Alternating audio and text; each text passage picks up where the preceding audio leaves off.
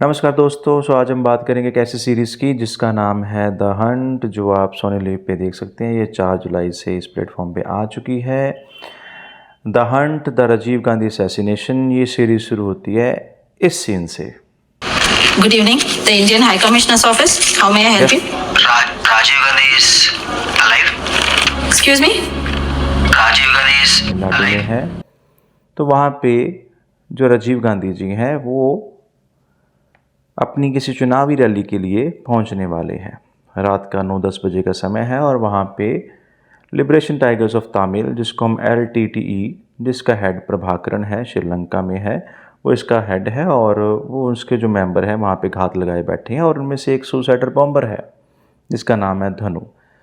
धनु जैसे ही सिक्योरिटी को तोड़कर राजीव गांधी जी के पास उनको हार पहनाने पहुंचती है और एकदम से वो बॉम्ब का बटन दबाती है,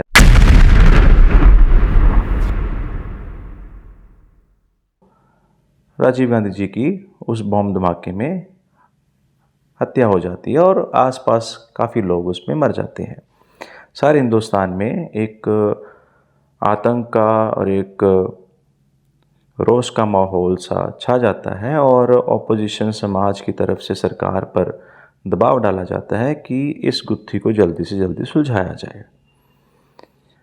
तो जैसे मैंने आपको पहले ही बताया कि इसके पीछे जो LTTE है उसका हाथ है और इसको इस केस को समझने के लिए SI टीम बनाई जाती है जिसका नेतृत्व कर रहे होते हैं DR कार्तिकेयन।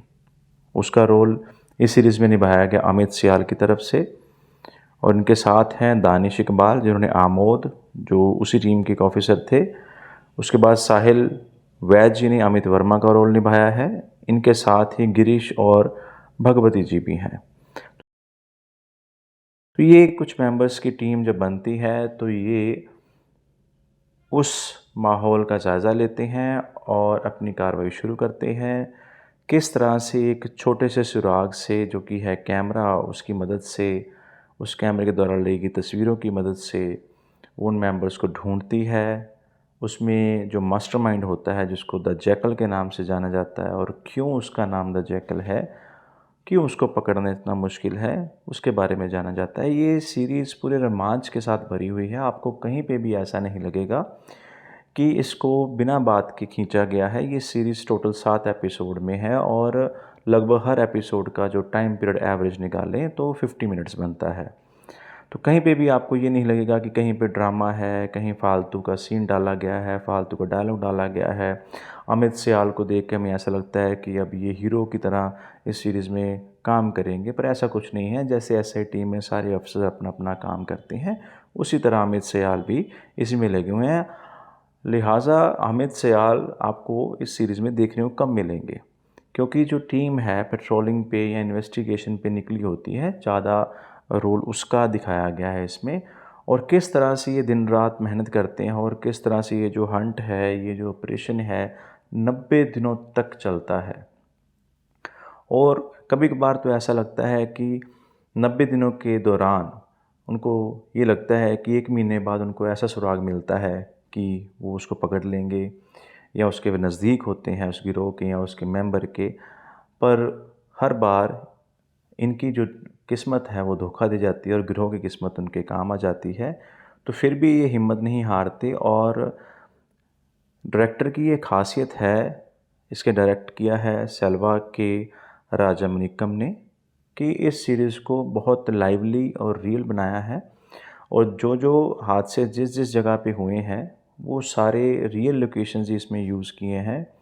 तो मेरे ख्याल से ये एक मास्टर सीरीज़ है जिसमें हर चीज़ का ध्यान रखा गया है। क्योंकि कुछ भी हम इसमें फेक नहीं डाल सकते, क्योंकि ये जो कहानी है ये सच्ची घटना पे आधारित है। और सबसे जो अच्छी बात ये है कि आप 1 सेकंड के लिए भी इसमें बोर नहीं होते। अगर हम रेटिंग की बात भी करें तो इसकी रेटिंग 8 के आसपास मैं तो दूंगा। बाकी आप अपने विचार भी इस कमेंट बॉक्स में डाल सकते हैं। तो 90 दिनों के हंट के बाद क्या वो उस मास्टरमाइंड को, द जैकल को पकड़ सकते हैं? क्या जो उनका बॉस है प्रभाकरण, वो भी पकड़ा जाता है या उसका अभी यहाँ पे कुछ लेना देना नहीं है, वो वहीं से उनको ऑपरेट करता है, तो आपको वहाँ की भी थोड़ी सी पॉलिटिक्स समझ आएगी।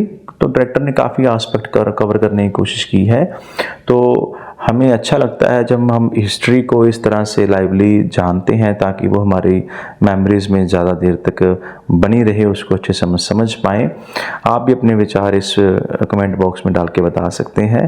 तो 90 दिनों के बाद वो उस जैकल को पकड़ पाते हैं कि नहीं, उसके जो जहाँ पे वो रहते हैं कुछ मेंबर्स उसको जो को रॉ के आदमी है उसको घेर लेते हैं, क्या वो उसको पकड़ा पाया जाता है, सरकार का कितना दबाव होता है या अपोजिशन कितना दबाव होता है, क्या वाकई में सरकार उनको पकड़ना चाहती है, क्या अंदर की पॉलिटिक्स है, ये सब कुछ आपको देखने को मिलेगा। आपको कहीं ना कहीं सरकार पे गुस्सा भी आएगा और कहीं ना कहीं आपको खुशी भी होगी।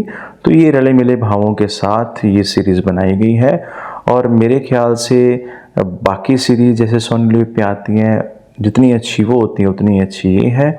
तो इनको ज़रूर देखिए और इसी के साथ हम फिर मिलते हैं अगली वीडियो में नई सीरीज़ के साथ, नए मूवीज़ के साथ, उनके व्यूज़ के साथ। Thank you, have a good day. तो